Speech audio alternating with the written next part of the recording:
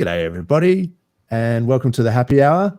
And g'day to my special guest, VTX Crypto. How you going, man? Good day, VTX in the building. Thank you so much for having me. Of course, man. Of course. We've seen you around the traps with the videos, and yeah, really impressed and really love to see the content. So great to have you on. Beautiful, man. Thank you so much. My first official live stream. You know That's what it. inspired me, man? And I'm like What's that? 26 videos in, was the Yep. Maddie Allen world record that he organized. Awesome. And when I jumped on that, I was just like, you know what? I've been watching all these streamers for like years. Yeah. And these are real people. Yeah. These are actually real 100%. people. Let's jump in. Let's get involved. Let's start doing it. Just your average guys, just, you know, having a beer on a Friday arvo. So cheers to that. Dude, this can is like so girthy. I feel like I'm drinking out of a Campbell's soup container. Oh, Richard Hart would have girth envy over that one. This puts the Red Bull can to shame. Jesus, there's a word for that. I think, I'm not sure if that translates, but I think it. And you were telling me that y'all don't even really drink Fosters over there. Man, I appreciate the effort you've gone to with the Fosters, and that is a ridiculously girthy can. But no, unfortunately in Australia, we fully don't drink Fosters. Never have. I don't even see it around. It's not even really an option. So I think it just must be an international beer thing. So yeah, I think you were saying that there was an ad about it, and maybe Paul, we'll say hello to the chat here, but Paul Agruda. Yeah. He was saying that. Was that from an ad? Was it that? Man, they ran these commercials when I was a kid all the time. They probably had them in the Super Bowl too back in the day, like Australian for beer. That's crazy. Yeah. What up, Paul? What up, King Django? What's up, guys? Yeah. What up, Sandy? Shout out for RH. Yeah, we've got to pour one out for the HEX homies, bro. That's it's been a rough week. Well, it has been a rough week. Yeah, man. I think I've got a video here of just how it feels. Emotional damage. Oh, I love that one. I have that on my soundboard. That's one of my favorite clips of all time. I love that guy. That is so But good. the thing is, like, if you're really like Team RH, you got all the coins. For real. Like, but I do understand there's people that kind of are like new and they're just joining in, or maybe they haven't even explored the PulseChain side. But I have a feeling that a lot of these people that are really emotional right now are like, exactly. They're like, come on, you guys, we got all the coins, man. And it's a whole ecosystem now. We're expanding. So, man, that was some severe price action. Yeah, bro. Like, yeah, I think that's possibly, you know, a good lesson for everyone is just, you know, you got to be a bit stoic when it comes to crypto, because, you know, volatility is extreme, and that's why we get the outsized returns. You know, you don't see this kind of volatility in traditional finance and legacy finance sort of markets, but the volatility is the price you pay for the best, you know, asset class in the world. That's what RH says, and I think he's dead right. You just have to be able to ride out that volatility, and then you get the rewards. But if the second you see a red candle and you start you know, rage quitting, then you're not going to make it. Yeah, I agree completely with what you said. And I feel like there's a lot of people. So with the extreme volatility comes this, oh my God, I want to get rich quick. But it's still a long-term game. You still got to stick it out. The people that really won were the people that held long-term. And it's not even in comparison to people that try to, like, you know, play this 100%. Sort of thing. Yeah, it's a get rich slowly almost. It's just like you have to have patience. I mean, crypto moves a mile a minute, you know, and 1 week, you know, can be a long time in crypto. But I think overall, the guys that perform the best are the ones that hodl. And it's just, yeah, it is what it is. You have to just sort of look at the chart, look at what the data is telling you, rather than your emotions, because you can't trust your emotions. Like, you can almost counter trade your emotions. And like, for example, you know, in the past where hex price has been going down or whatever, and everyone is just like, despondent and sort of saying, this is really, depressing and all this stuff. Those were the best times to be buying. Like, oh yeah, 100% of the time, when you see those comments, that's actually when you would have been getting the best deal. I'm just going to pull up my old mate True Blue. How you going there, buddy? Yo, how's it going, man? How are you, True VTA? Blue. What's up, man? How's How it are you? going? Oh, Going nice to meet great. you. I've been watching Very some nice of to your meet you videos. as well, man. Oh yeah, that's awesome, man. I appreciate that. Yeah, new Yeah. to the game. Just very grateful to be chatting with you guys today. That's Awesome, really man. cool. Thank you so much for coming on, especially since 43 couldn't make it today.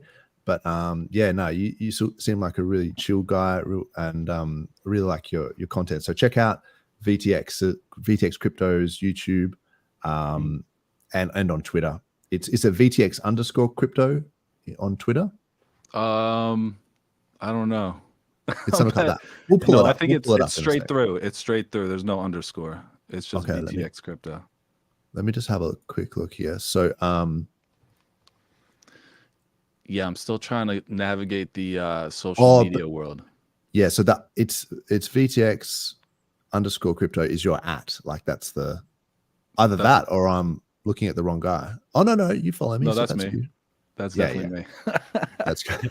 I'm like, you've got a imposter already, bro. You've made it. No, man. I dropped the shades though for just out of respect. So we're having a conversation today. But usually when I make the videos, I like to have the shades on.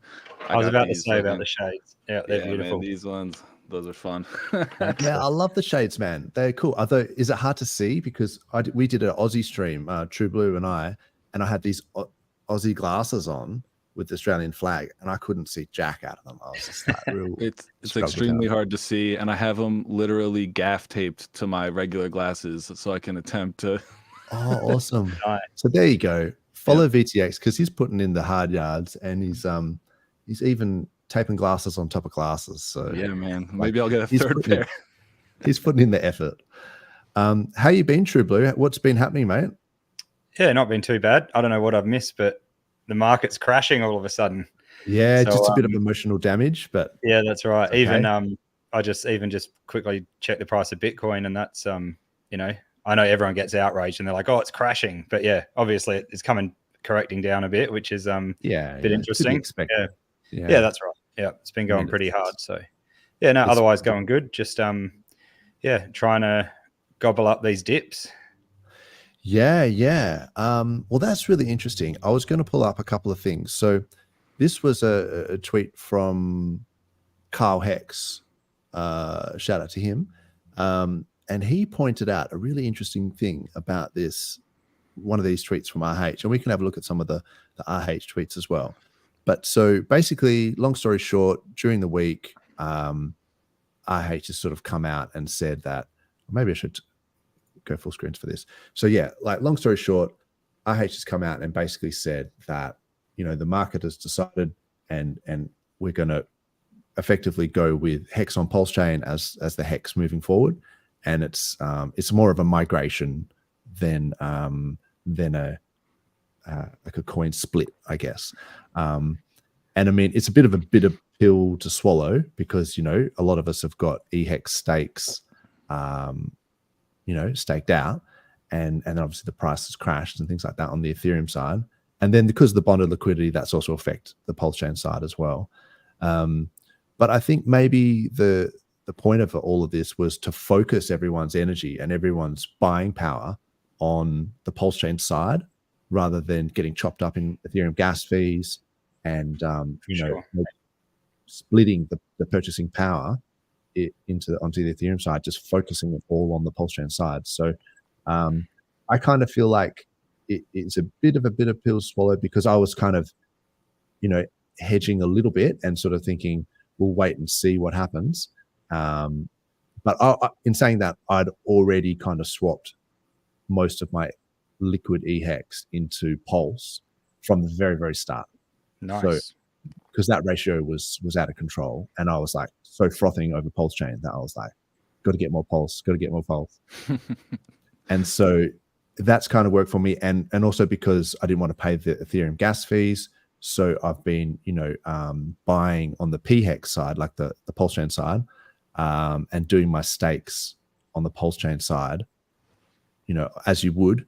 Like, I don't think anyone's would be really making stakes on the Ethereum side. I don't see why they would do that, knowing full well that's why PulseChain was invented. Yeah.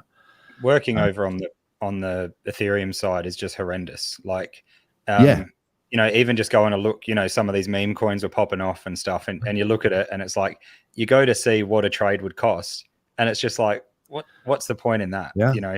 Unless you got, millions, and you're putting in a big amount. But it's unusable. I was paying $100 a swap during the week. Yeah. Just for Did you guys ever try like the limit orders? Yeah. Because I think the person who fills it is the one that actually ends up paying the gas fee when you do limit orders. Yeah, like Cow Swap or like Matcha. I know Matcha. I think Matcha blocked HEX actually, which is crazy. But if you're doing meme coins, even though some people are saying EHEX is a meme coin now, but well, I would push back a little bit on that, only because it still has all the utility, right? Like the EHEX, it still has all of the staking mechanisms and all of the things. It's not just, a picture of a JPEG. So I think that's probably, it's funny, to call it a meme coin now, but I think realistically, no, it still has function. The problem is that now that the founder has kind of shunned it, I guess it may be taken up by other people, degens and meme coin guys that might pump it for their whatever reason. So in that regard, maybe it has come a little bit like that, but it's such a tough pill to swallow, I reckon, that to just like let it go. Like, a lot of people talk about this firstborn thing, but it's like, I think we just have to accept it, that RH has sort of made the decision. It's like a captain's call, and you got to go with it. Otherwise, you're swimming against the tide. He said early on, I remember from streams before PulseChain launched, like, he was like, HEX is going to be on PulseChain and EHEX is going to be EHEX. I remember that from like way back. Yeah. Like, it wasn't surprising when he said, like, it didn't really surprise me at all. Great point, man. Great point. Yeah. He has hinted at this. I mean, he posted that montage of him saying this stuff. There was a tweet ages back where he literally said, it looks like the market has decided, and so that to me was a really good indication that PHEX was the future, or just HEX. It's in the name. There's no preface. There's no, it's just HEX. And so I think and I've always been trying to target my, shilling on Twitter to just sort of say HEX on PulseChain, because I think that also people kind of go, I'm interested in HEX. Oh, it's on PulseChain. Okay, what do I have to do to get on PulseChain? Yeah, people got to be in on PulseChain, period. Like, yeah, man. Yeah. PulseChain is clean, man. I love PulseChain. Yeah. Oh, yeah. So quick, so cheap. I mean, True Blue, you were talking about those fees, $80 a swap, things like that. Yeah, you're paying cents for swaps over here on PulseChain. And you can do all your liquidity farming. Like, you can do your PHEX, wrapped Pulse, or even wrapped ETH, wrapped Pulse, I think is a really good farm, because when the price of Pulse goes down, you're effectively buying up Pulse. You're buying the dip, you know what I mean? And then when the price of Pulse goes up, you're sort of DCAing out almost, and you're getting paid in ETH, which is also going up as well, in theory. So, and then you're getting paid ink for the privilege, which is also going up. That farm. Yeah, it seems like a good idea. Yeah, that's for sure. Yeah, it's wicked. So those farms are juicy, and if ink keeps going up, oh man, yeah, those farms are juicy. And it's crazy because, like, to pair like the new cycle coins like Pulse and PulseX, or even ink, if you really want to get into that, it's like, because your impermanent loss comes in really when those prices deviate. You know what I mean? Yeah, but if you're like this whole ecosystem, like, all right, it's like if you're going into the stables, like, you basically know there's going to be severe impermanent loss. You know what I mean? Yes. But like, wait, I can earn like 20%, 40% in ink that can appreciate, And all of these should pump up because they're liquidity bonded as the whole ecosystem grows. Is fire. Yeah. Those PLSX Inc. farms, yeah, I like those as well. Yeah, I mean, it only 40-50% APR. I mean, the wrapped ETH, wrapped Pulse farms are like over 100%. So, yeah, they're juicy, man. It's Juicy. the juicy dangler, just dangling the ink carrot, and the temptation all is about high. it. Yeah. It's very Just high. I'll go for it. Go ahead. No, you got it. Just talking on the HEX thing, I've been thinking about it a bit, and it sort of turns into it's turned into one of those narratives that a lot of people are talking about. Sort of, I don't know, that they've been talking about it since the beginning, before PulseChain came out. What the value will be of EHEX and PHEX, and talking about the ratios, and that EHEX is going to live, and that's been a narrative that's lived on since then. And I think it's a nice reminder for us now. Hopefully, not too many people got mega wrecked by only buying EHEX lately, because if you've got copies and stuff, you should probably be okay. But yeah, I think we've got to be careful with the narratives and the things that people start talking about, and then they echo to the next person, and they keep going through different streamers or influencers or things on Twitter, where everyone starts to believe that EHEX will go, when you really think about it, it makes sense that it has to be let to rest, sort of thing. So I think we're just got to be careful of things getting out of hand with people believing everything that people say.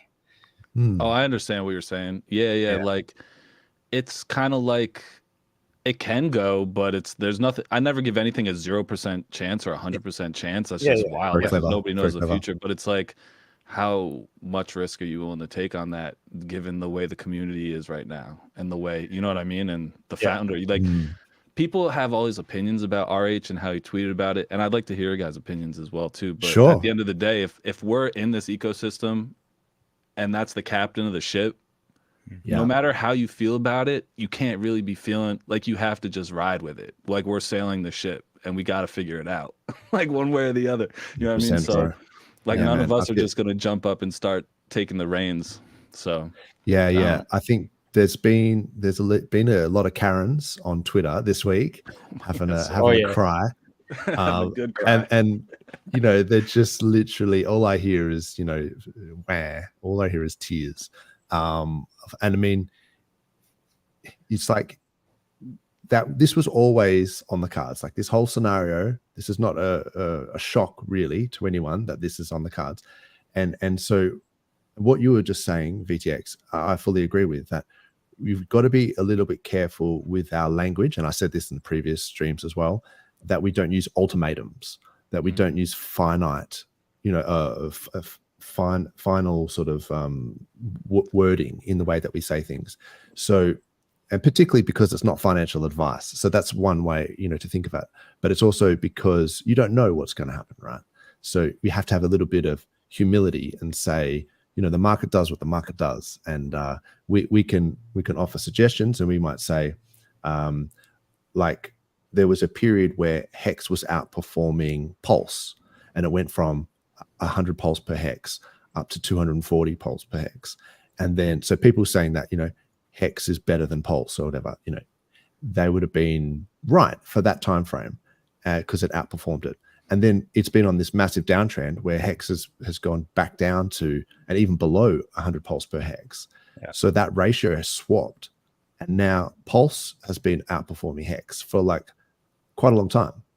So for people in that, within the context of that time frame, people saying that Pulse is better than HEX, they would have been right. So you can only be right for a given time frame. It doesn't make sense to be saying, and we might be saying, okay, HEX on PulseChain is the future. This is what's happening, but we're also conscious of the fact that proto dank sharding came out on Ethereum mainnet on Wednesday, our time, and that's only really affected the gas on the layer 2s, Arbitrum and Optimism, but it is a step on the way to full dank sharding.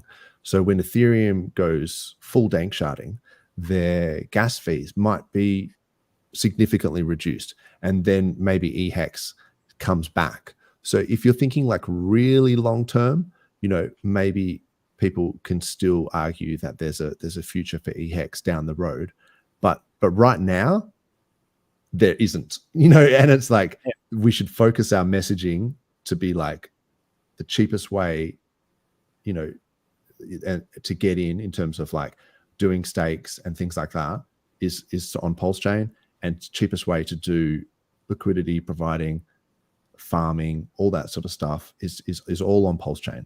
And that's the future. That's the solution that to the Ethereum gas problem.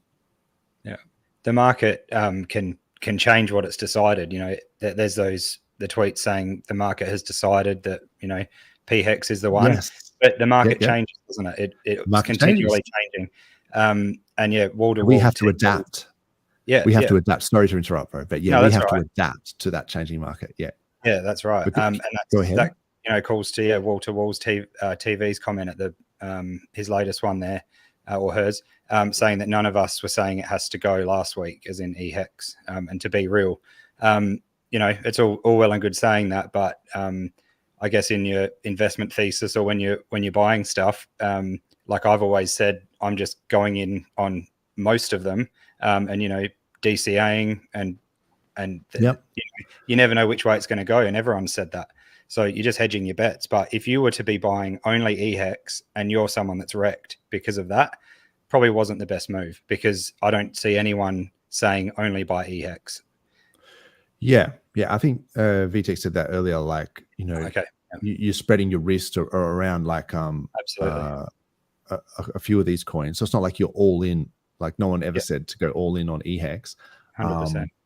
And even if, I'm sorry. And I was just going to say, people were talking about perpetuals, but perpetuals on PulseChain, I'm pretty sure, was what most people were talking about. We've been going hard on Deci on PulseChain. And I've also found that when I've talked a little bit of smack about HEX on Ethereum, I've had a lot of pushback. I had a lot of people like sort of not wanting to hear it, sort of thing. And then that I thought maybe I've got it wrong. Like maybe, you know, so that's why I always sort of say it's your money. You make the decisions. Don't listen to what I say. Listen to what I say if you want, but make your own decision based on what I've said and what heaps of other people have said. But you're the one that pushes the sell button or the buy button. So take responsibility for, you know, that sort of stuff. And look, I do feel really bad for anyone that has lost, you know, a lot of money on the EHEX side. Like my heart goes out to them. So like, I'm not trying to diminish that loss. And yeah, I've lost, you know, because of my EHEX stakes, I've potentially lost thousands of dollars as well. So for sure. I sort of definitely feel for those guys.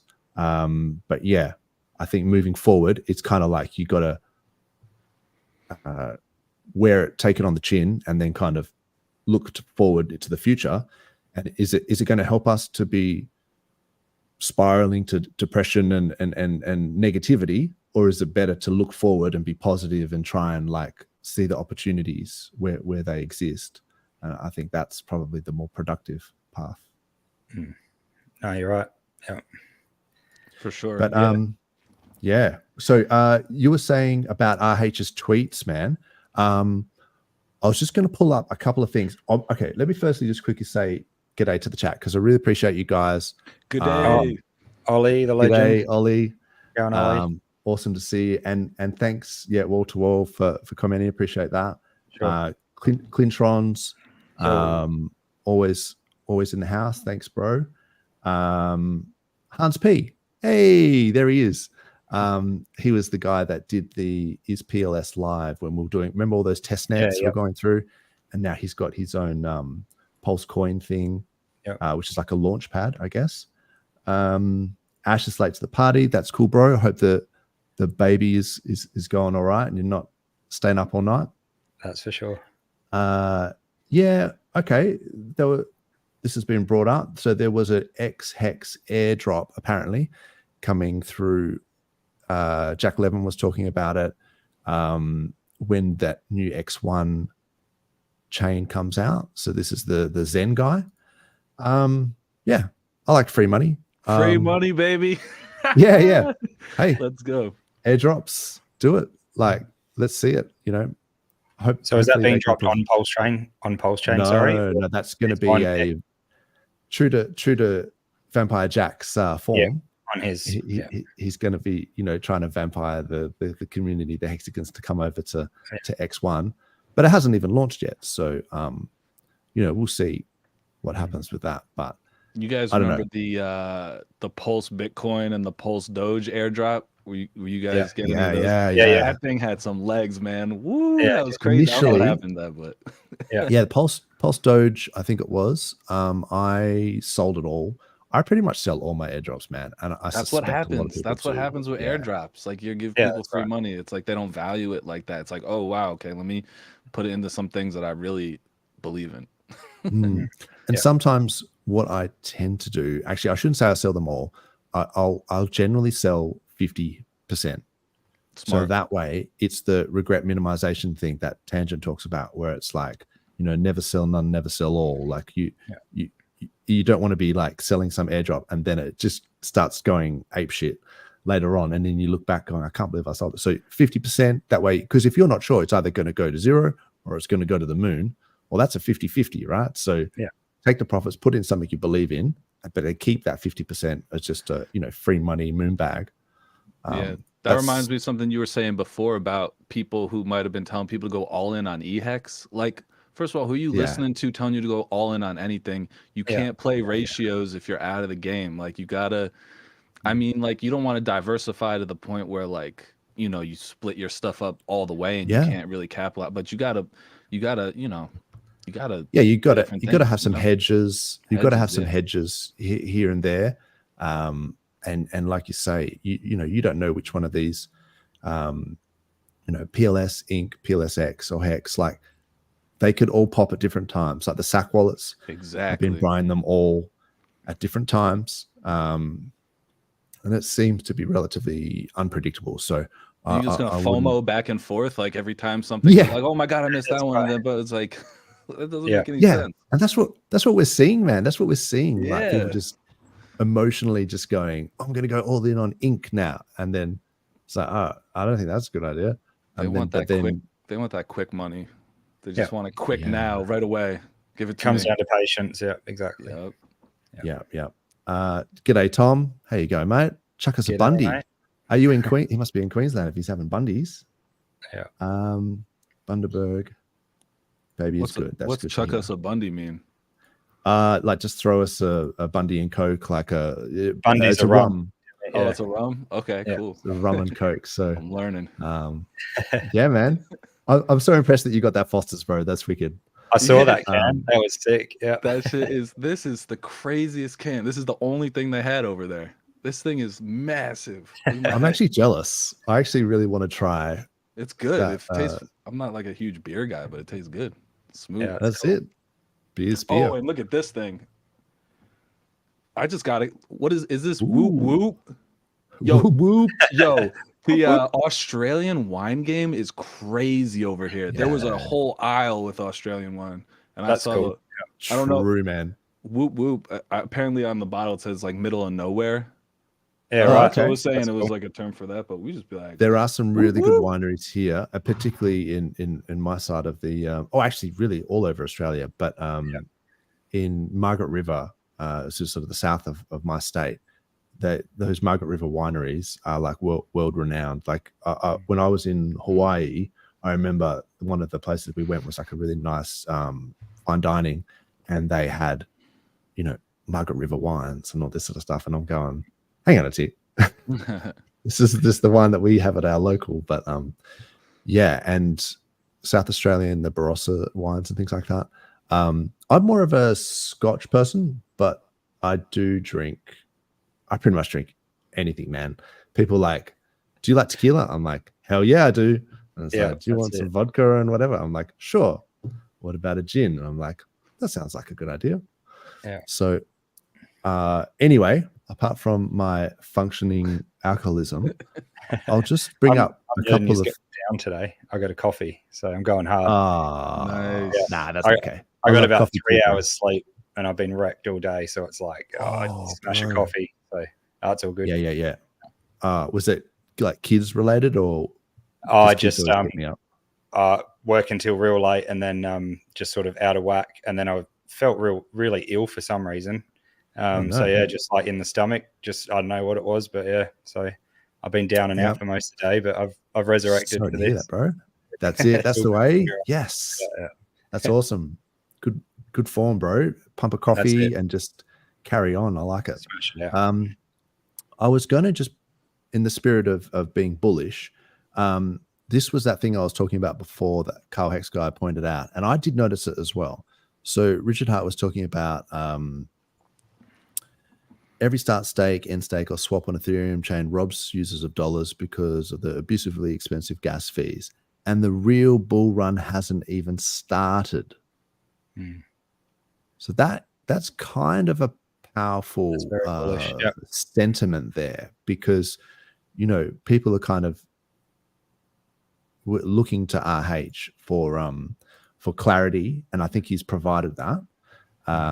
But he's also kind of implying that like these pumps are just pumps for ants. Like we're still pre-halving, and we all sort of thought it's going to be end of 2024 into 2025, maybe even late 2025. We might see that real hyper phase of the bull market. Yeah. So people probably should just chill out and just trust the process. Like it's there are times where you go sideways, and there are times where you get wrecked, and the times where it pumps. And we've got a little taste of it now. And I think even this morning, I saw that, I think it was Storyteller or someone had said that he'd bought, or the SAC wallets had bought some HEX on PulseChain. So I don't know if you guys saw that. Like literally today. Oh, cool. Yeah. But not much. I just saw the price this morning just coming down pretty hard. So it basically got sold down pretty hard. Yeah. Sentiment all-time low. Yeah, that's always a good time to be buying. And then bam, OAddress started buying HEX. So this is the D-Bank one. So apparently, this is like this morning. And so I guess we can have a look at the charts, but from what I saw, it had been sold down. Like there wasn't, I think it was only like 100 grand or something like that. Like it wasn't heaps, but like, give it time. I'm not relying on this these SAC wallets to be the thing. I think naturally, when the markets start to recover, we'll see pumps, all the time. Absolutely. Yeah. So yeah, it was probably this one here got bought up and then sold down. So yeah, there seems to be a lot of people almost taking their anger out from the EHEX debacle, on the PulseChain chart. But to be fair, it doesn't actually look that bad. Like if you look at HEX on PulseChain on the weekly, we're still making higher lows. Yeah. And it kind of looks like a rounded bottom. Because this was another point, is that the Ethereum HEX just got so wrecked. Like, I don't even want to pull up that chart. Like, it's fucking... Don't do it. It's not it's too soon. Man. It's too soon. No, it's too soon. But like, even before, like, RH gave it the double tap. Like, it's like, it was and people would sometimes say, oh, let's have a look at the ETH. I'm like, oh, I don't want to pre it up, man, because it's just 99% down. It's just terrible. And so in terms of framing, like I think Richard Hart is really good at framing, and he's always been, amazing at that sort of, he'll always count from the bottom. So even though, say for example, PLS might be, 50% up from the day one, the SAC, the 1x sort of SAC, at 00015, but he'll count it from the bottom. Like he'll say, because it went down from 403, so it's actually up like 5x. So that framing, it's kind of triggering a little bit. but it is also the way that you need to move forward if you're trying to onboard people. So when you're looking at showing people, you know, oh, this is HEX performance, if you pull up that PHEX chart, it looks fine. It looks good. And you know, there's been a migration, and then this is how we're looking moving forward. Once we get above this sort of natural line of resistance here, wrong tool. But if we can get over this resistance here at like 2.6 cents or whatever it is, 2.7 cents, turn that into support, we're going to be in price discovery. People will be in euphoria at that stage, and that'll be barely into the bull run, you know, that people will be jumping up and down. So price discovery, man, like there's no resistance here, like above. So this chart is just much better to deal with. So I think that's part of the reason. But you know, Rich's proclivity for reframing is like he likes to be able to point to the charts and say PLS is up, you know, 400%, and you know, and then he'll be able to point to the HEX on PulseChain chart and be able to use those bragging factors. But yeah, I also feel bad for people that have bought EHEX after the you know, PulseChain went live, because they wouldn't have got their copy. So that's like part of my cope is like, oh well, I got my copy and this and that, and then I've only ever bought like on the PulseChain side. But there would have been people out there just, so yeah, shout out to those guys that got a bit wrecked there. Yeah, that's for sure. I'd be interested to hear from them, like what inspired that investment decision, rather than just be like, yo, how do I get to PulseChain immediately? I need to get over to PulseChain and figure PulseChain out. Yeah.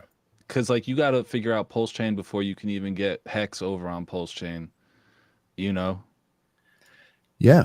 Yeah. It's, unless they're just used to, you know, doing things on Ethereum and don't want to cross the bridge and all that sort of thing. There seems to be a little bit of that fear there, but yeah, definitely wouldn't have been the best idea to just go into one. That's for sure.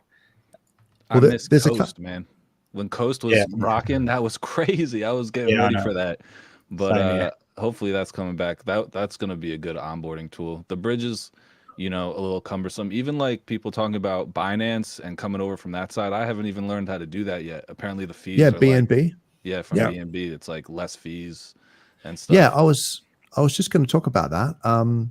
So it depends on your bag size, right? Like, so because the bridge, like the main bridge on PulseChain has got 0% fees going to PulseChain, right? So if you're as a percentage of like a large amount of money, that's actually the best bridge to use, you know, and you sure you pay $100 in gas or whatever. But if you're talking about small amounts of money, and some people they like to DCA in, you know, a few $100s here, a few $100 there or whatever, then that's when you start looking at BNB, because there's the token express, token sex.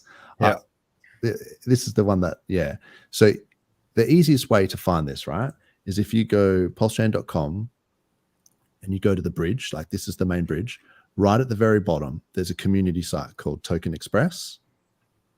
And then you can actually go from Binance Smart Chain straight to PulseChain. So that's one way of doing it. My only problem with that is when you go BNB, you end up with wrapped BNB on PulseChain. So there's not a heap of liquidity for wrapped BNB on PulseChain. So if you're doing massive orders, you know, to swap out of that, you might see some slippage. There's other ones as well. There's PulseLN. This one is a little bit weird because you've got to put in your PLS address, and then you put in like a transaction hash or something, or there's like a code, and then it comes out at the other end. Yeah, I've seen that before. You send it to an address. I think I've used it once, and I was like, oh, But yeah, a lot of people use it. Fingers crossed this is coming back on the other side.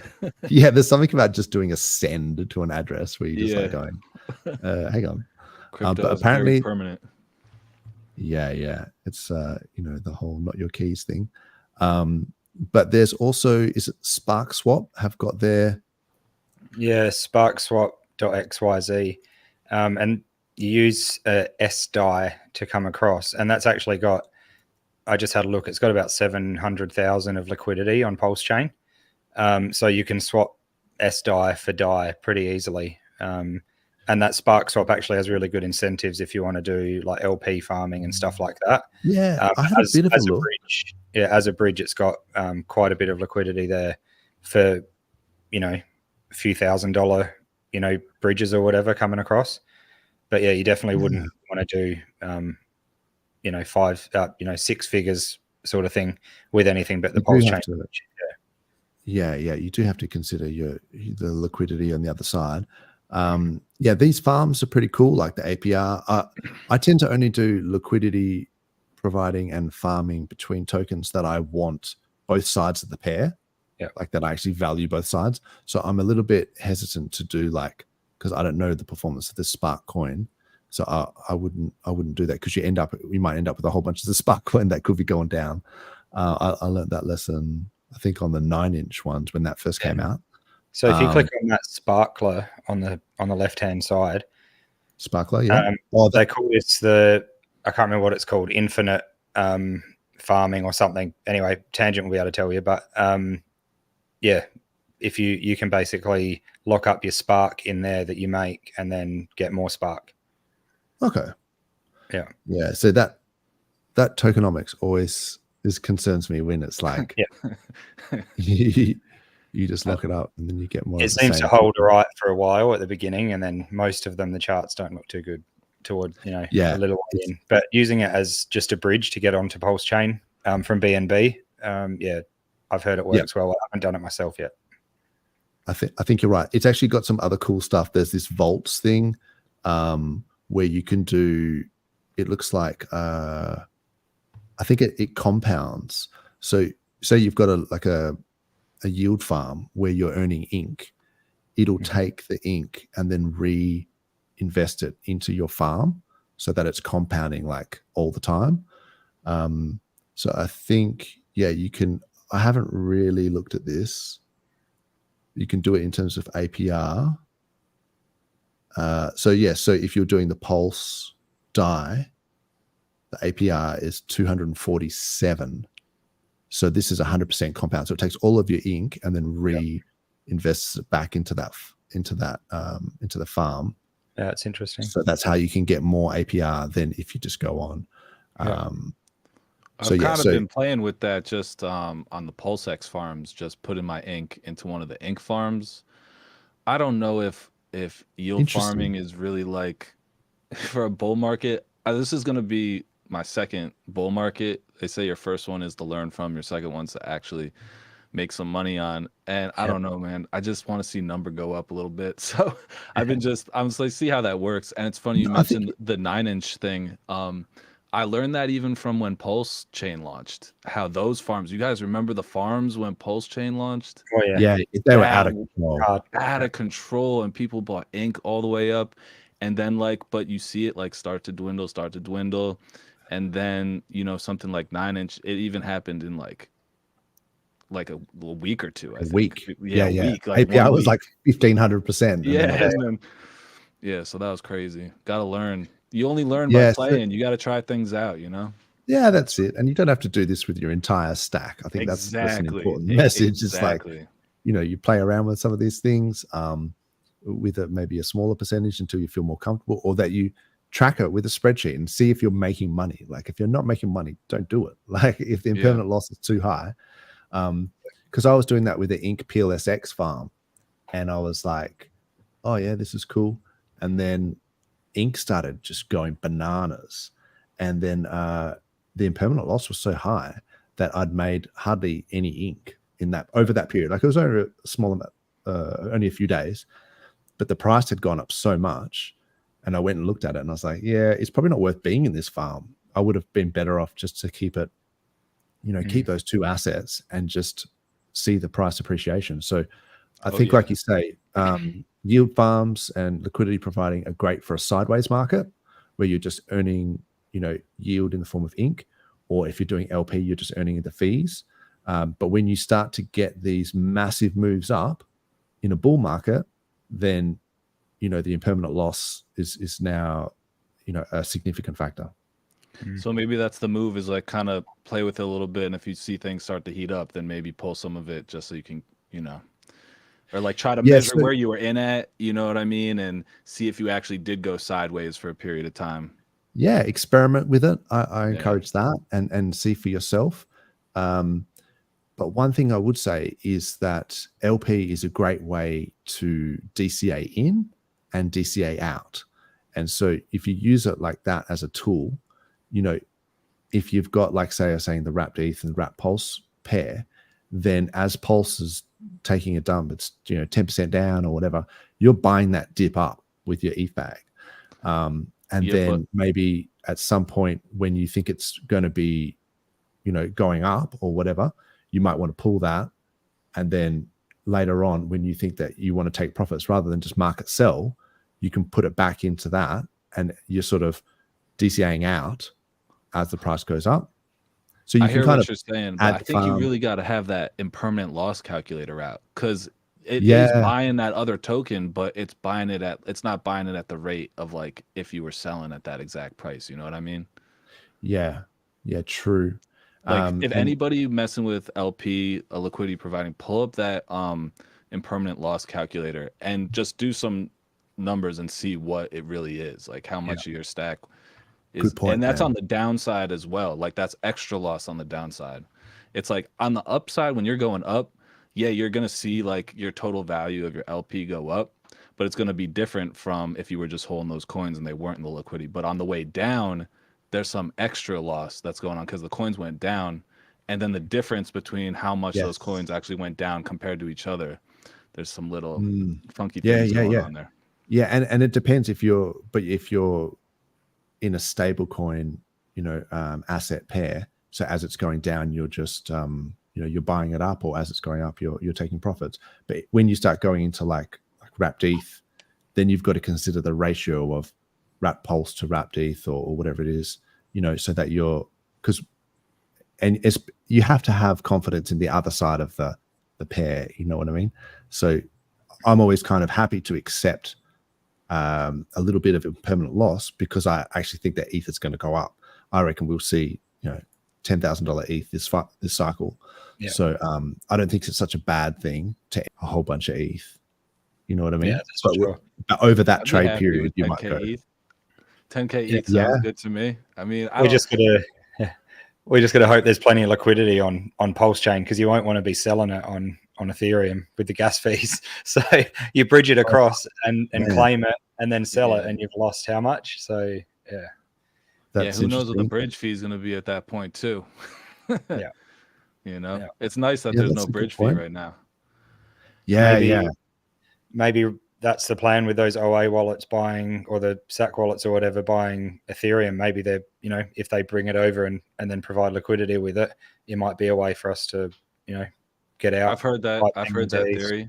There's plenty of theories. So it makes sense though, because then you capture that upside, and then you can pull it out and sell it and pump if you're going that route.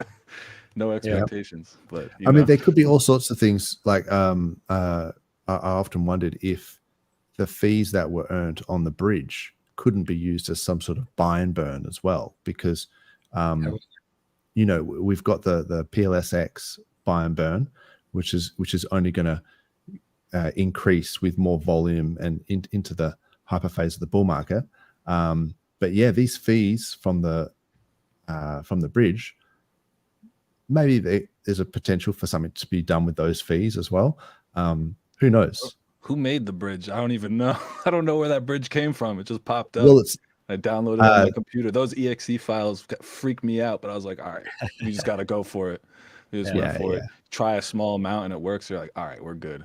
I mean, you can always use the IPFS links as well. I Yeah, tend no, to it's use. solid. Like they get vetted after a while, you know what I mean? And like people like it earns your trust at a certain point, you know. Yeah, for sure, man, for But sure. that And was look, freaky. I always go through PulseChain.com and Yeah. then click on Bridge. That way, I'm like, I know that I've got the latest version of these IPFS links, because that is one thing that can happen, is that, you know, the IPFS links, if you bookmark them and then it goes to a 1.0.8, you could get a little bit of trouble there. I've also got an extension up here that flashes purple when it's got the latest version. So that's a Poseidon did that one. So when you're not on the latest version or whatever, it just goes like silver. What was that extension called again? I really liked that, but I've forgotten to ask. Yeah, I can have a look, but cool. Poseidon is the guy, Poseidon. Yeah, I've got him following him. Yeah, it's got all the different versions of stuff. I'd had it in a previous stream, but you can basically get it from like the Chrome extension store. Cool. But I think going through PulseChain.com, clicking on Bridge, you get the latest IPFS link, and that my pinata thing has always worked for me. Like I have not had any problems with this one, so that's what I tend to use. How about Go Real DeFi? Go Real DeFi? Yeah. It's solid. Yeah, that site is fire. That's what always happens with me. But anyway, what? Oh, you can't get it over there? No, it's just my stupid antivirus. Oh, gotcha. Yeah, it happens sometimes. So that's like, as far as onboarding goes, man, that keeps it simple. That thing is clean. You got everything right there. The exchange, the bridge, hex staking. I have to whitelist it. Yeah, because it is a really good site. Yeah. Now shout out to Max Max RH, I think he's RH Max, yeah. RH Max. Yeah. Oh yeah, RH Max is legend. RH Max. Yeah. Yeah. So how did that not come up? I swear we're getting gate kept, man.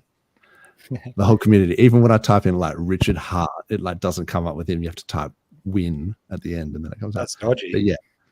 RH Maximalist. Yeah, he's a smart guy. He knows what's up. So yeah, there was so many. So just to finish that sort of thing, there is the Spark Swap bridge as well, because we talked about the Spark Swap thing, like the farms. But apparently this bridge is good as well for going on the Pulse chain, like to Binance Smart Chain. Yeah. So whereabouts is that? Maybe too hard basket for right now, but definitely there are cheaper ways to go on via BNB. I think you can use Arbitrum as well. Let me see if the chat says anything. No, okay. Or maybe I'll have a play with that while we're talking. Come on, chat. yeah. The price goes down, the chat goes dead, man. This is what happens, and the views and stuff as well. So don't feel too bad about your first live. That's all right. If you're in the chat, shout out to you. This is amazing. Yeah, absolutely. Now, VTX, I like, just quickly touching on some of your videos, I like the way that you're explaining stuff really simply to people. I think it would be good for, new onboards or people that are, really wanting to learn the basics. I liked your blockchain video, like just talking about, the real down to the basics and giving good explanations and examples, of how it all works. I think, people should check out your channel because it's, I don't know, you put a lot of effort in there, but it's just really nice and basic where people can understand it easily. So I really appreciate that, bro. Thank you so much. Yeah, I'm trying to do this Real DeFi 101 series. Yeah. I put that first, that blockchain video out, and the second one I'm going to talk about EVM and smart contracts and how Ethereum. I did a take of that already, and I watched it. I'm like, all over the fucking place. I got to redo this one. But I have so many friends and family that were like also pushing me, like, you're really into this. Why don't you? We don't know what you're talking about, but you should make some videos. Yeah. So I started, just as a part of the community, you know what I mean? And we all know what's going on, but I'm like, you know, how about some beginner stuff for people? And there was one video I found. I can't remember exactly what channel it was on. It was a 45-minute video.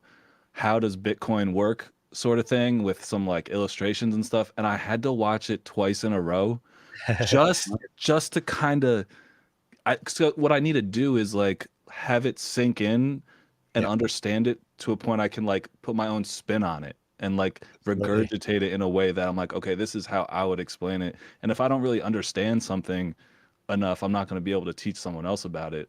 And something just clicked, because I figured out how to use this stuff, but I didn't really know. And so many people, like, you know, you're talking to them and their eyes just like kind of glaze over and they're like, oh, crypto, I don't know anything about it, it's risky. I know someone that made $1 billion. I know someone that lost all their money. Like, they're just, you know, they don't know where to start, you know? Yeah, exactly. Can be daunting. It can be, and I remember when it was daunting for me, man. I remember that. I remember those days. It was just like, whoa. Yeah, for sure. Yeah. And a lot of people know Bitcoin and that's it. They're just like, oh, you're into crypto. Oh yeah, I like Bitcoin too. And you're like, here in the crypto, how many Bitcoin do you have? It's like, so Bitcoin is cool, and it's been really pumping, and that's awesome. And it does tend to drag everything else up as well. So there's different times, I guess, to get into Bitcoin. And unfortunately, the best time is when it's max pain. So not on the top of the 6 monthly green candle. yeah, exactly. 6 monthly green candles, man. That's out of control. That's wild. I think that's a record, maybe. I don't know. Yeah. And I mean, wild. I pretty much just did the cycle theory where I was like going 52 weeks from all-time high would be the bottom. And I called that BTC bottom to the day, like literally, because it was exactly 52 weeks. Like it wasn't hard, because the cycle was repeating. So, but that was like 15K Bitcoin. And so even in the midst of the FTX and all that sort of stuff, you're like, this got to be the bottom. Oh man, I was saying it. I was predicting, man. I was predicting the FTX. I was like, well, I said it 3 months before the day. I've got it. That's my pinned tweet on my Twitter. Is that, and where I've got it, screenshot it, where I said it 3 months before and said it was the 10th of November, because it was like, that was just the day. That was if the cycle repeated. And then who's to say what happened with FTX, whether that was the day they chose for it to all come crashing down, because it was a bit of a coincidence that it was exactly that day, which is what it has been in the past. Like, so that's the interesting thing as well, that if it's 12 months from all-time high to all-time low in the previous cycles and it repeated, it was like basically 3 years from previous all-time high to breaking that all-time high. And then, but this time the ETFs have accelerated it, and we've broken the all-time high pre-halving. It was amazing. That's never happened. But it's not to say that it's not going to go back down, and then still at the 3-year mark, like November 10th again, it might be still back at all-time high. Like, you know what I mean? Like and then it could be cyclical, but yeah, it's certainly never broken the all-time high before the halving before. So you kind of think that maybe if the ETFs have accelerated the cycle, that maybe we might see the hyperphase of the bull market before where we expect, which was, November 2025. It might pull that forward as well. Buckle up. Buckle up. Exactly, man. Buckle up. Like, it could get real. I mean, I was predicting, 120, 130K Bitcoin. But yeah, I think RH was saying double that, 240. It's looking like it could just blast past that, surely. Like, just the way it's been moving this time, it's pretty unreal watching it just pump, a couple of grand in a day or something. Yeah, man. Yeah, it's been insane. Like, you got to assume that it's going to pull back at some point.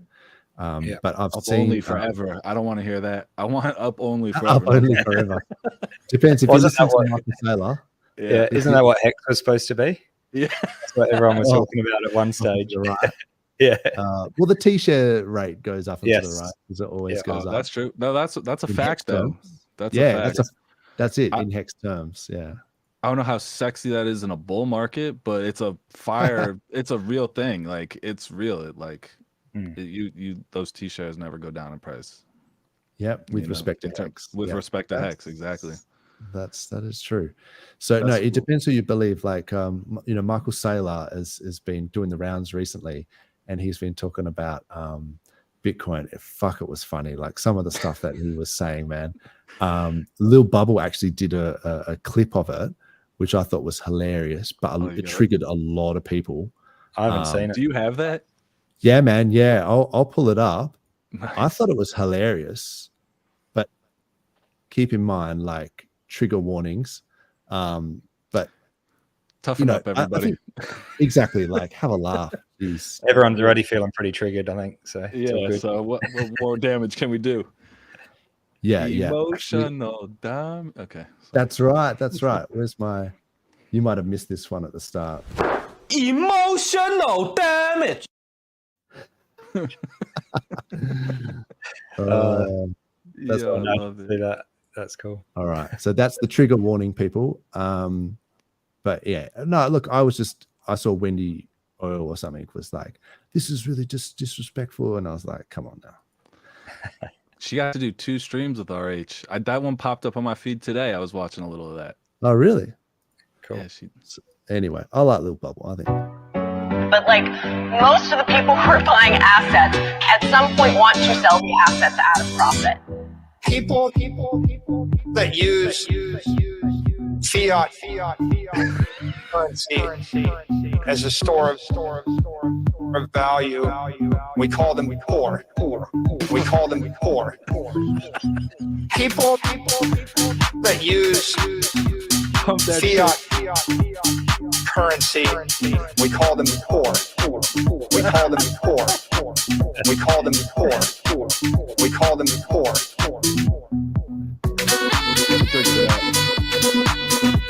There's a name with for the sax solo. We call them poor. We need more of this. We need so much more of that stuff. I love Westcott for that. Oh man, I love music videos. I love amazing stuff. That was hysterical. Man. I thought that call them poor. Call them poor. Yeah. I mean, Fiat is Shia. Yeah, that's it. Oh, that's right. It's this whole triggering thing that like people get upset by that, and Wendy O and all this sort of stuff. But like he's making an interesting point, and I don't think he's, well, maybe he is, but it's kind of like some of these guys, they're super smart, might be on the spectrum a little bit, like the way that they're just saying, like, he's saying exactly what he's saying.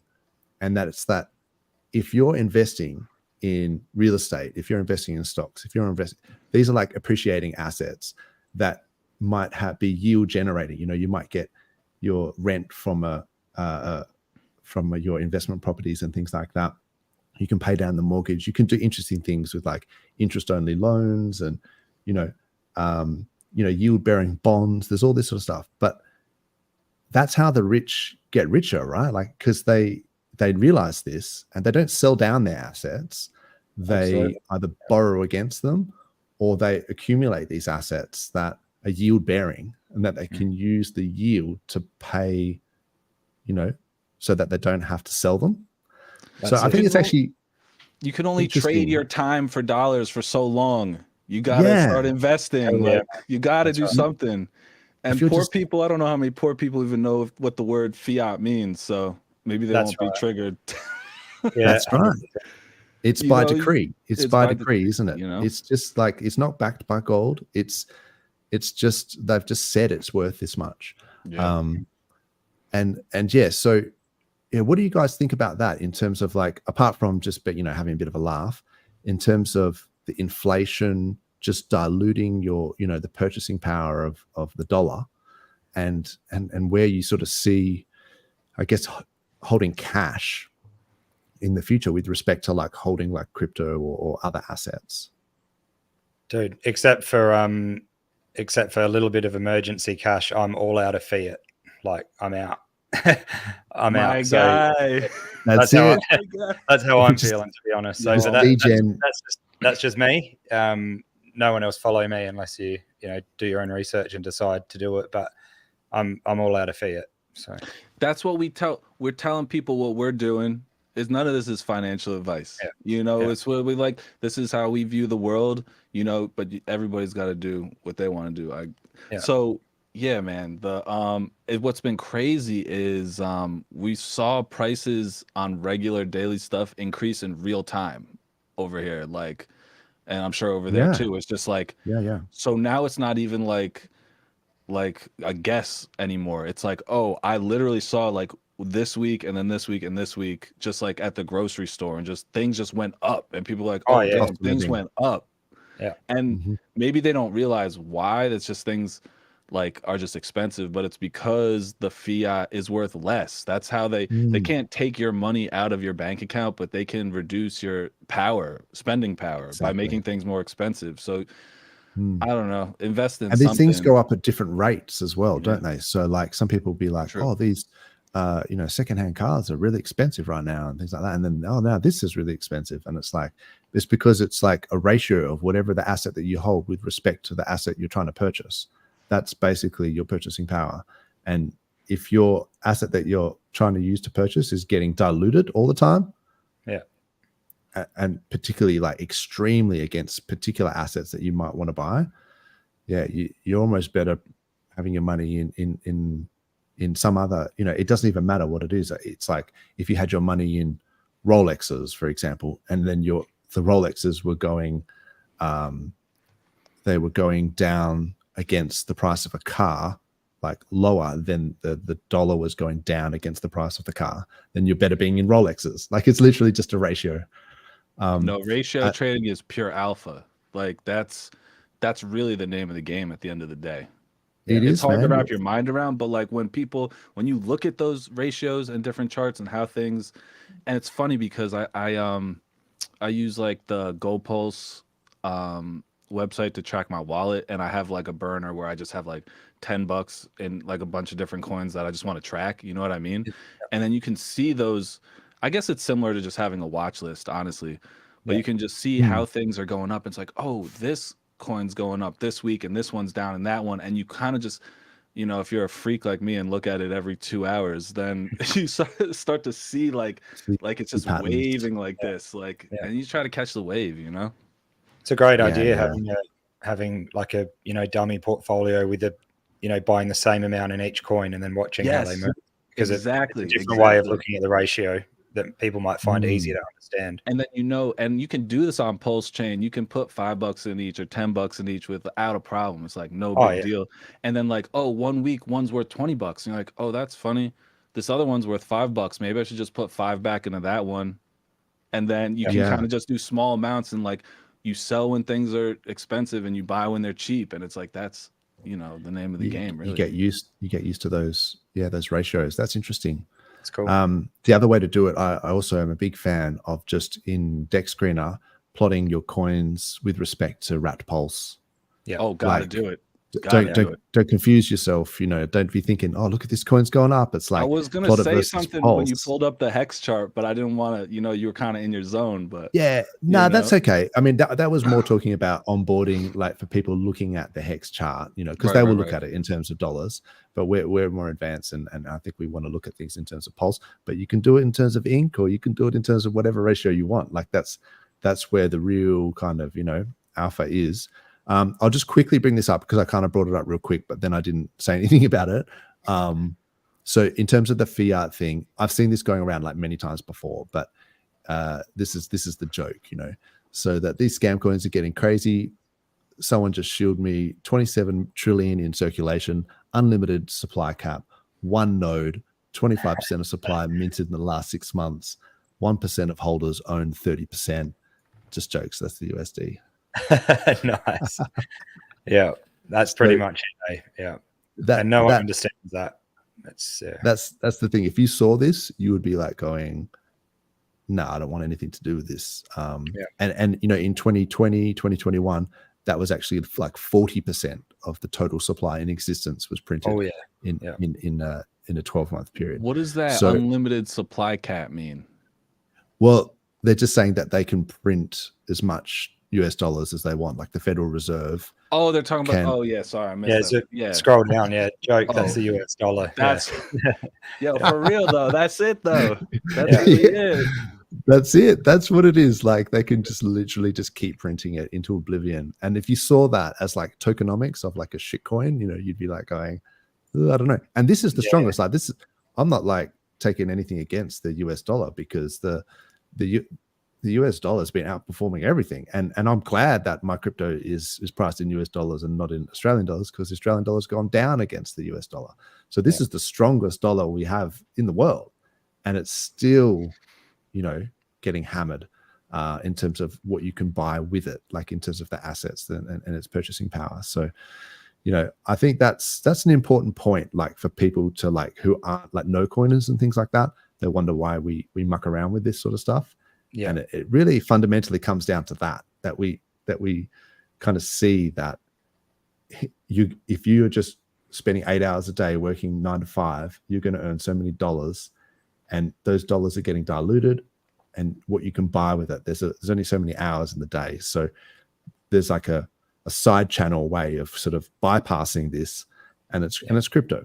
And I mean, there's a risk spectrum of coins, just like there's a risk spectrum with anything. And volatility is extreme, but it can be rewarding. So you know, it's hard to get to a point where you're just like, all right, it's a miracle that this even works. And if it goes to zero, F it. You know what I mean? It's like, it's tough. People, I remember being like emotionally attached to the dollars, but it's like you said, it's for more than that. It's like, you know, also freedom to control your own coins, you know, freedom to like, you know, sign transactions, freedom of speech. Like, yes, it's great like, point. It's really important. That's the other side of it, isn't it? Is the censorship resistance, where you can kind of say you're in control. If the shit hits the fan, you know, you have the access to your money, and as long as you have internet access, which is there are ways around that anyway, decentralized internet and things like that. But yeah, you can always do peer to peer, and you're not relying on permission, and that's what it's about. That's the other fundamental thing: is permissionless. Finance, permissionless transfer of money, of wealth, of value, or whatever you want to call it, because we kind of don't feel like we need to be treated like children that says that you can only spend your money how I say you can spend it. It's like, well, no, it's my money, or it's your money, you spend it however you want. Like, and asking all these questions, where'd you get this money from, what are you going to buy, why do you want that much cash, like what get the hell out of my face. Like, yeah, man, I think we all kind of feel like a little bit like, hang on, I earned this money, like and it's been taxed like a million times, right? Like every time they tax every step of the way it gets taxed. And what you're left with, then they tell you how you can spend it. So you're kind of thinking, hang on, I got to push back at least at some point here. And if there's no internet, we got some serious problems other than how am I going to spend my crypto? Like, yeah, true. If there's no internet, I hope you have some water and stuff, like some food reserves, you know what I mean? Well, you're talking about that, like the end of days thing, where that like boomers and that tend to go for silver, and they think that maybe they might be able to, like, you know, they love their silver. Yeah, we were talking about the BankX sell wall and good old Lancey Boo and the silver peg thing he was trying to do, and it's just like, yeah, like the boomers, like they love their silver, their gold, and and I mean that's another reason as well. I might actually pull that up, is the liquidity on the HEX thing. So this is a bit of fan fiction, you know, a bit of speculation, but you know how Godwale sacked a whole bunch of that BankX thing, right? Yeah. And then they've got this massive sell wall here. You know, there is some speculation. Sorry, what's that? They must be still hopeful, hey? They're still, we'll leave that there. I haven't adjusted it yet. They're like, give it time. Yeah. I don't think that was some conspiracy where RH was trying to shake them out. Some people were talking about that. I didn't get that vibe. Well, we'll see. I mean, it was Godwale, right? So, like, the first assumption is that if that Godwale is RH, which is, you could argue both ways. A lot of people say it's not. I know 43 says that he thinks it's Roger Ver. I have my theories about who it is, but but you could almost use it as like that was like almost like a signaling for the God whale to kind of, well, in my mind, that like now that BankX have got all this EHEX, like maybe we should be focusing more on the PHEX sort of side of things. Whether some people say it was like an accident, you know, he just fat fingered it. I heard that. But like, I heard that. I can't imagine that. Like this guy's like been around. He's sending real. left, right, and center. Like that was no accident. So that was, you know, maybe that's it. Donation to that project, man, for your silverback stablecoin or whatever. Holy cow! Yeah, knowing full well that they would dump it. Yeah, I mean, anyway, I would have preferred to see some sort of OTC thing, because it's kind of like this sort of Damocles just hanging over the you know, the EHEX sort of price, and then sort of I feel like RH just came in this week and just, you know, gave some clarity in the form of double taps and just killed it, like just put it out of its misery. Like, yeah, it was a bold move. It was a bold move.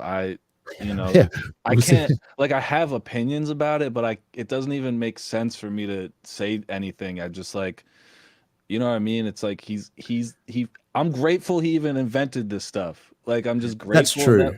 I'm like super grateful, first of all. And second of all, he was, you know, if you know his story, how, like, what he came from and how he retired early and the businesses he built and his experience and like being Bitcoin OG, like super, all this stuff. I'm just like, okay, you're like Mensa smart and you have a lot of money and you obviously have pride in helping people. Because I watched all those live streams. We used to pull up with popcorn 3-4 hours every week. Those live streams were so packed full of, you know, information, comedy, just like everything. It was so entertaining and fun to watch. And it's like, all right, yeah, cool. I agree, Team man. RH, like Team RH. What do you want me to do? I agree. I've watched all those streams and I've always sort of felt like I've got a good feel for who he is as a person, and I think he is a, you know, a force of good, and I think he is a kind of he's trying to help people. He's actually trying to, but you got to listen to what he says, man. Like you can't this whole thing that some people do, like the contrarian play thing, like you've got to be a little bit careful with that, because you're always trying to like counter trade the masses or whatever. There's an interesting thing that happens in my state when there's a public holiday, right? Everyone goes down south, they migrate down to that Margaret River area, right? And everyone assumes that once the people finish work, they're going to drive down. So then people, what they do is they finish work early and they try and drive down earlier, right? But of course, every motherfucker thinks the same thing, and then it gets jammed like way earlier than it should, because everyone is thinking the same thing. Like they think that they're counter trading, but once everyone starts counter trading, then you are actually the masses. Like, you know what I mean? That's where real edge comes in. If you have real edge, then you know it's good. But you know, and that takes years of experience. Unless you know, pick it up real quick. There's an experiment where they were talking about like it's like a thought experiment, but it's like you can actually play it out where you have like a whole bunch of people, and then, you know, 2 of them are the wolf or whatever, and they know who it is, and then the other people don't know who it is, and they have to pick who it is. And if you pick wrong, then you have to leave the group, you know. But then the wolf gets to pick people off, and it turns out that the wolf nearly always wins that situation, because the guys who have the information have such a huge advantage over the guys who don't have that information. So I'm kind of butchering that experiment a little bit, but it does sort of show you that, yeah, you need true edge. If you're going to counter trade, you can't just be like doing a counter trade that you think, oh, I'm just going to do the opposite. Because if everyone's thinking that, it's not a true counter trade. But we have it. We have all these people wearing their hearts on their sleeves on the Twitter and all the social media, and just all emotion, because that's the emotion that's reflected. I believe that could be reflected in some kind of group thought. The emotional people are emotional people, no matter which side they're on. You know? I mean, they're the ones that, and that could be some data that we take there. That's why I don't really focus too much on prices too much, you know? Oh, interesting. Okay. So you as far use, as far use as people- targets, you know what I mean? Oh, I see what you're saying. But if yeah. the people that are like really emotional are getting like crazy euphoric, and you start seeing it, you know, we just gotta kind of just play it in terms of market Yeah. sentiment, because it could go And you- way higher than you could ever expect, and it could also let you down from time to time, and it's part of the wave, you know. Interesting, man. Interesting. Yeah, that's a Yeah. good point.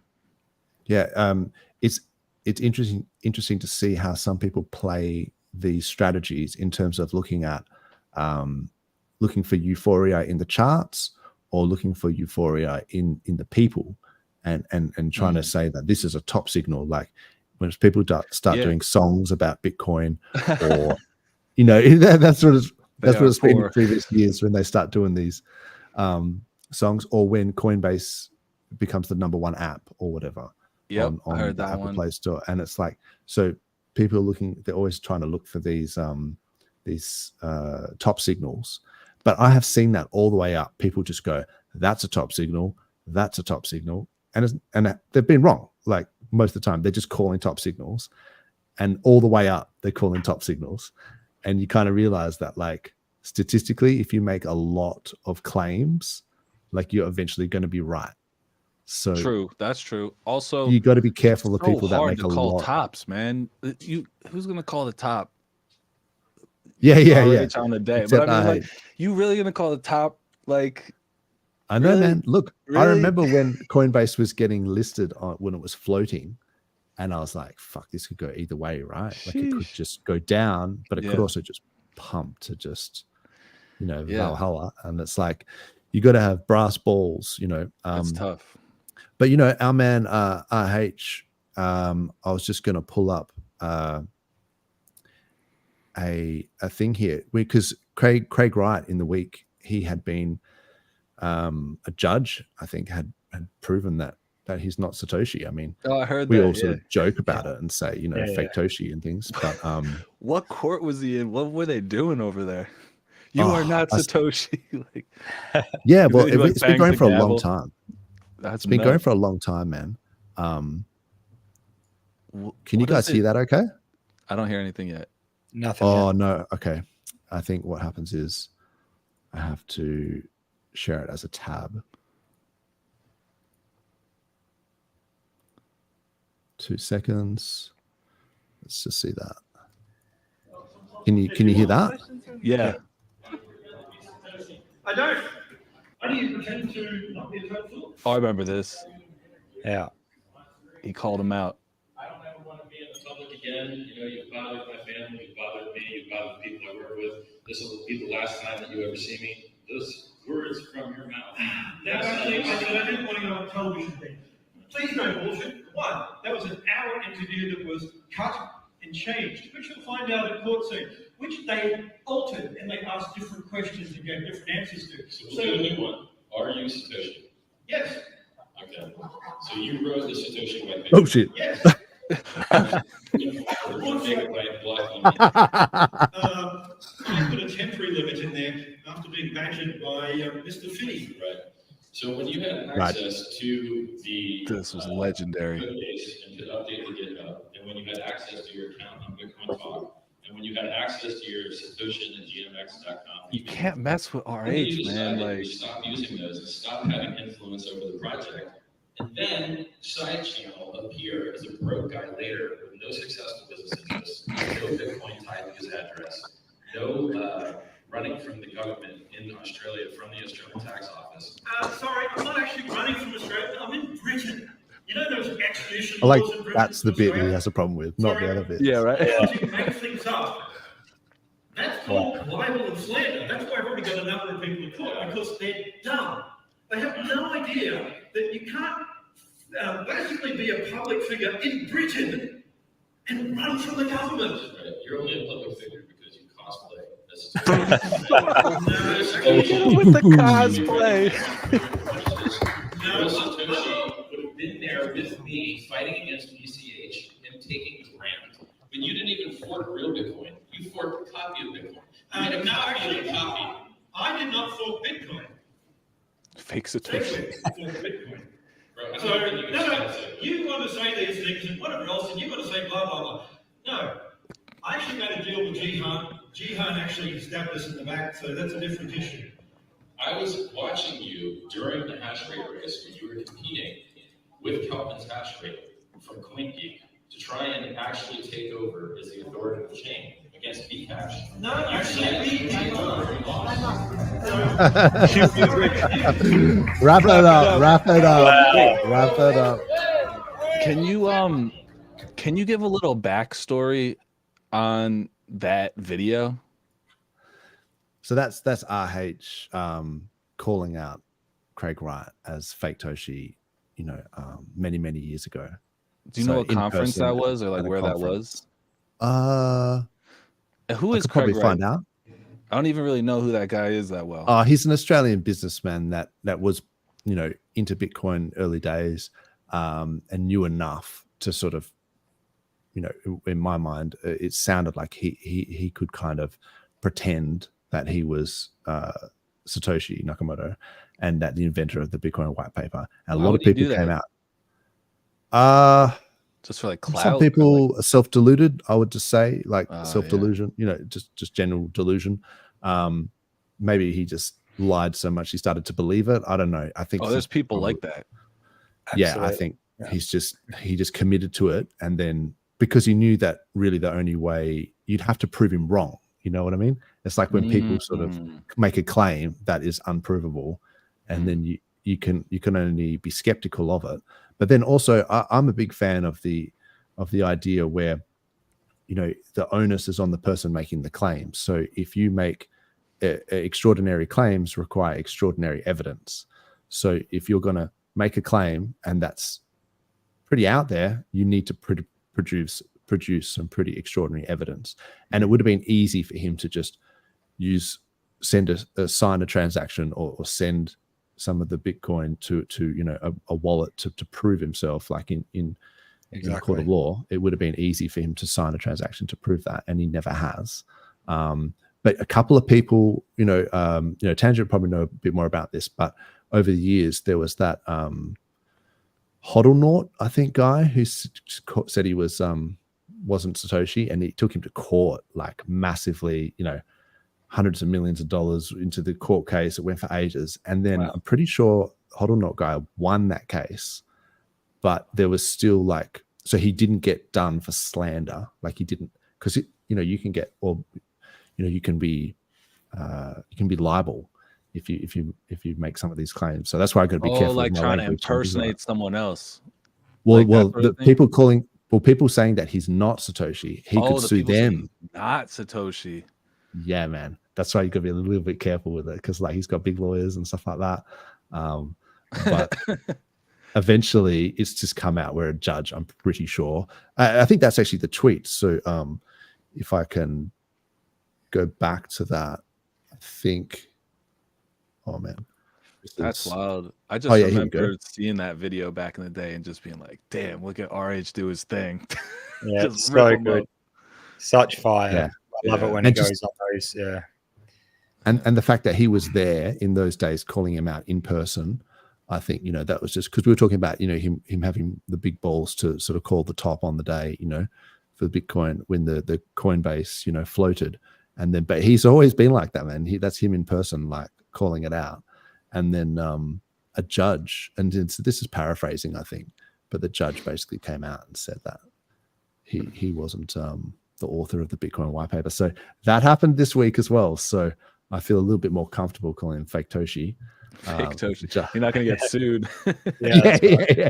Because it's like every time we sort of joke around, but then it's like, but yeah. So so that was interesting because the history of Bitcoin, with Bitcoin Cash, like the fork of Bitcoin, and then you had Ethereum, and it was forked for, and there was Ethereum Classic that was left over.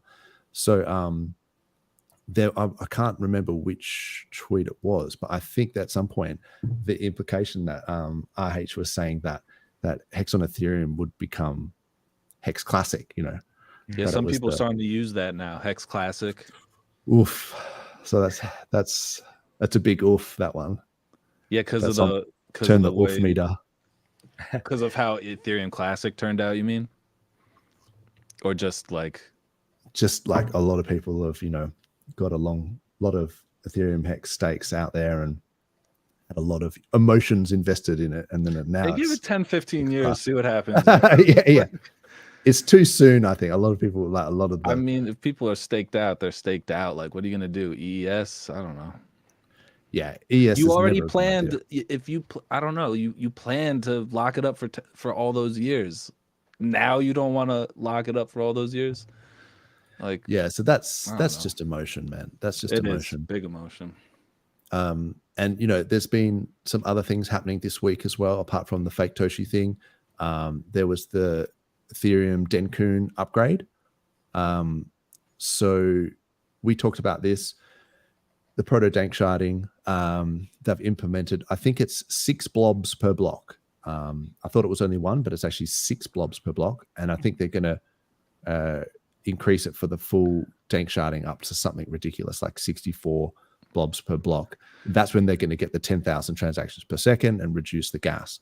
But at the moment, the proto dank sharding that was implemented through the Denkun upgrade has only affected the gas on the layer 2s. So Optimism, Arbitrum have been able to use that blob data on the Ethereum blocks to in their optimistic rollups, so that they can reduce their gas fees. So it's not affecting the Ethereum mainnet as yet. That was another language to me. Oh, okay. I don't know that deep. Like rollups, you got dank, sharding, blob, rollup. Yeah. Yeah, I don't know about all that stuff. Well, so basically all it is you know, you got these blocks that are being produced with all the transactions, and I think they can only do they want to get 100,000 transactions per second for the full dank sharding, but the proto dank sharding that is just like a step along the way that only the L2s can utilize at this point. And the blobs, I think, it's like 0.75 megabytes of data, you know, and then so after every 2 weeks, these blobs, like they're not there for forever. They have they're temporary. Oh shit. Yeah, and so the other thing that's interesting is I mean, I've got some stuff here, but I find people really don't care about this sort of stuff. There's a whole bunch of EIPs that were implemented, but effectively, one of the problems that happens with the optimistic rollups is they bundle up a whole bunch of transactions, and then they assume that the transactions are legit, and then they process. This is on the layer 2s, right? These optimistic rollups, like on Arbitrum and Optimism, they process these bundles of transactions, and then they have these fraud proofs that come along, and people sort of say, "Hang on, you know, there's like a window where they can, argue that some of those transactions have been falsified, but once that window goes past, then the transactions are finalized." So, but the fraud proof thing, I've not hugely confident in personally, and I think RH actually did a thing about it where he was talking about, some of these layer 2s are actually less secure, and then that's why he forked Ethereum as a layer 1 rather than creating a layer 2 for PulseChain. But yeah, they're trying to squeeze more information in on each block, and then they have there's a window, they can give us more information, and then here's your time, and then if it's good and it's not fraud, then we'll squish it in there kind of later. So they're optimistic that the bundle of transactions are legit, and then they have a window where the fraud proofs can kind of argue it. This is what he was talking about. So L2s are not as secure as L1s. I believe that. And the decentralized sequencer turns off, disappears forever. And this is why PulseChain is Ethereum layer 1. So, and then he's got, this is the fraud proofs that there was some issue with centralization as well of the sequencer. And there was something else I saw. This was a ranking of the bridges. And so PulseChain, this is in terms of, I guess, TVL and like the rate, the proportion of tokens and market share and things like that. PulseChain is here 29, but it's predominantly Ether and stable coins and other. Some of these bridges, like this one, so they've got the fraud proof system is fully deployed, but it's not yet permissionless as it requires validators to be whitelisted. And then, but on Optimism, fraud proof system is currently under development. Users need to trust blog proposer to submit correct L1 state routes. So these are like flags. And I mean, some of these bridges as well are just like dodgy because like say, for example, this Manta one, it says that the Manta token associated with this Manta Pacific accounts for 38% of the TVL. So most of the TVL is actually in the token itself for that chain. And same with Metis, 95% of the TVL. So yeah, anyway, there's some... Not a big fan of the name of that being fraud proof, because it almost makes it's opening a door for fraud, like to manipulate transactions in a way. Like I don't know enough about this, obviously, but in my head, it's sort of saying like it's leaving the door open for a moment for these transactions to be validated. But then it's almost like there's a second where it's like a third party that's saying, yes, that's correct or not.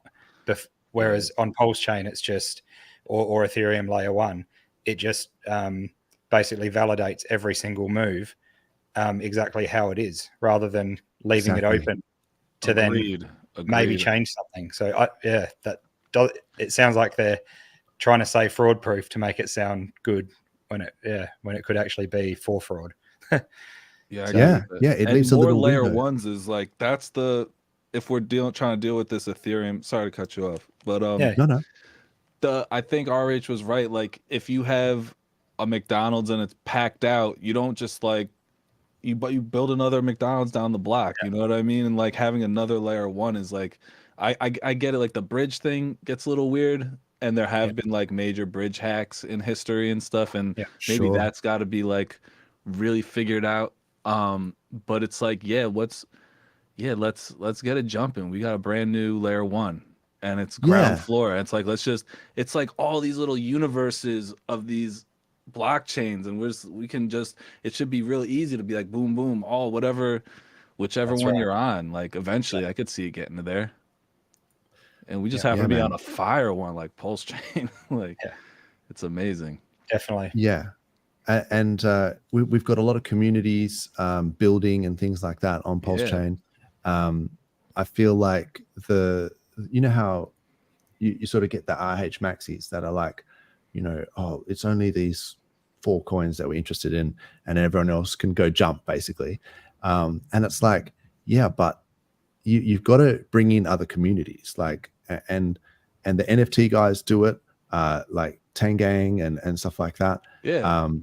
And people are bullish, say for example, on PLSX because of the buy and burn, and that is proportional to the volume. So the more volume you have on chain, the more it's going to buy and burn that PLSX, right? So dope. It's a dope feature. It's fucking cool, man. And you can see that when the hyperphase of the bull comes and our volume 10x's, well then the buy and burn is going to 10x as well. It's gonna go crazy. The buy and burn is gonna go crazy. That's real buy pressure. I don't know if people really get that. That's real buy pressure coming in. Like that's what you want. You want people to buy the coin and never sell it. That's all it does. That's literally So I mean, the problem is that we have relatively low volume at the moment. So the buy and burn, it's doing a good job, but it's not, and of course speculation, like people have just decided to value whatever the other assets. But now PLSX is actually starting to perform and outperform Pulse as well in some time frames.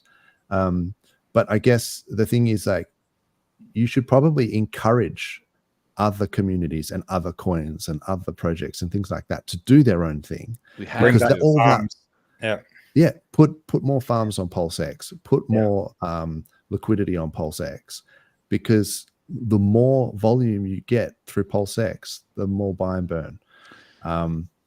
So yeah, I kind of think we should encourage people, you know, and even with the like Tangang and NFTs, even when you deploy NFTs and you do swaps and you do sends, you're actually burning Pulse as well. Like Pulse actually has a small percentage which gets burned every time. Every it's trade, it's disinflationary. PulseX. Is it the only deflationary one of the So, lot? So Pulse is disinflationary in the sense that every time you make a transaction, it's burning some part of that fee. Okay. PulseX has the buy and burn. So it not only it takes some of that fee and it buys it up and burns it. Right. So yeah, but Pulse still it burns inflates as well. to pay the validators, right? But parts of those fees get burnt, so it like is less inflationary over time. That makes sense. Exactly right. Exactly right. Yeah. Awesome, man. Awesome, bro. It's been so good to chat to you, man. Is there anything else that you? Well, yeah. Is there anything else you wanted to chat about or anything before we wrap it up? Or I just wanted to touch on that point. Like, yeah, we should be supporting like any community that wants to come on the Pulse chain. You can't like build a city and then just be like, you can only go to this one school and go to that one pub and this one place. Like, Pulse chain is for everyone. Like, yeah, we're Team RH and we love RH coins, but like it benefits everyone for the city to grow.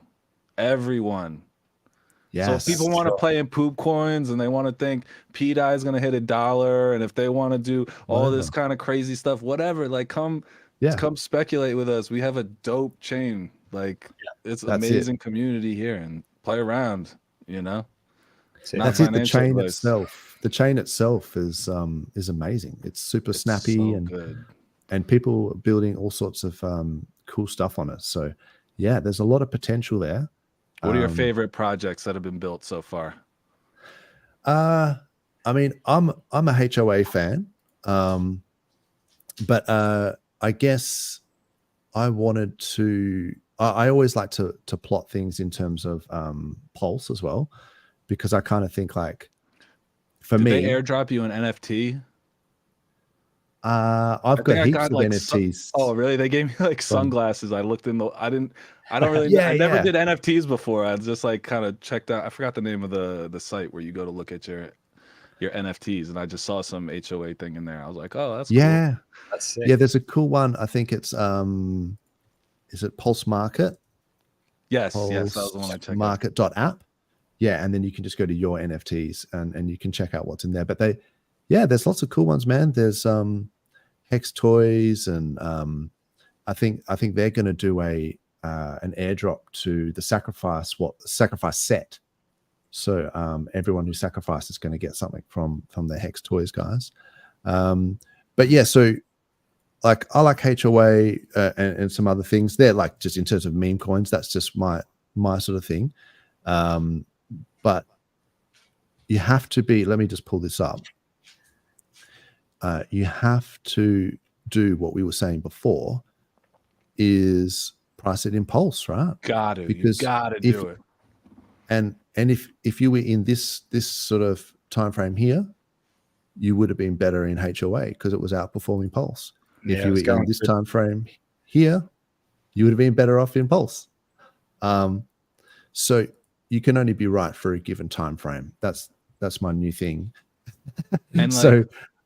Yeah, and if you're rotating back into a core position of a coin that's also speculative and you capture like a % gain on Pulse and then Pulse goes up, that's where like you can really make multipliers on that.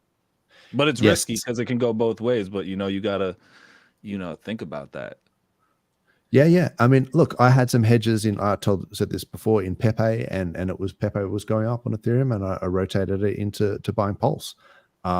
And that's like I don't see a problem with doing that.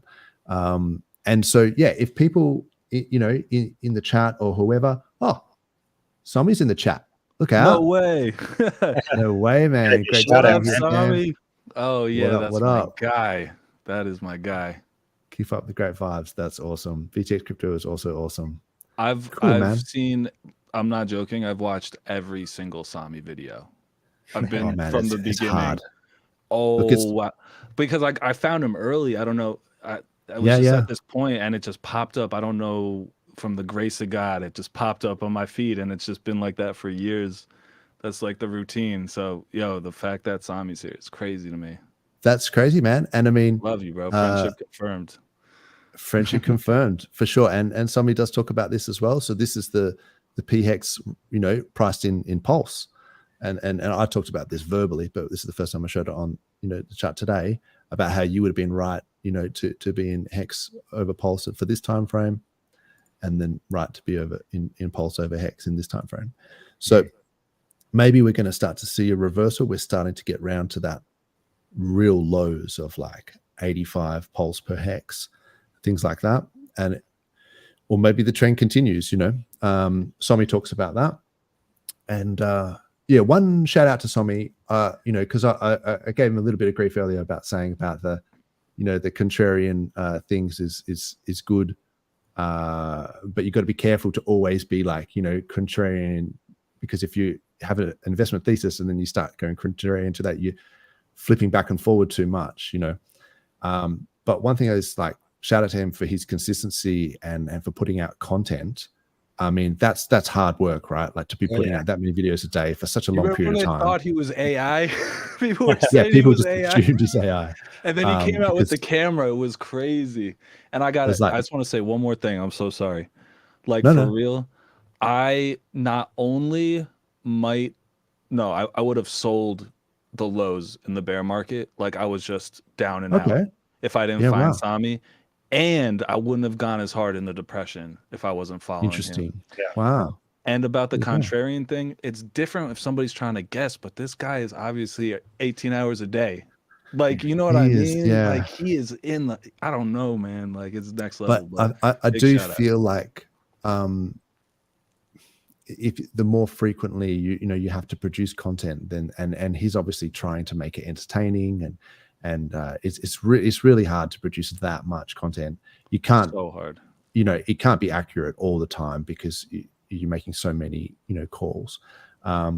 So yeah, but just for the effort, I think, yeah, massive shout out to him.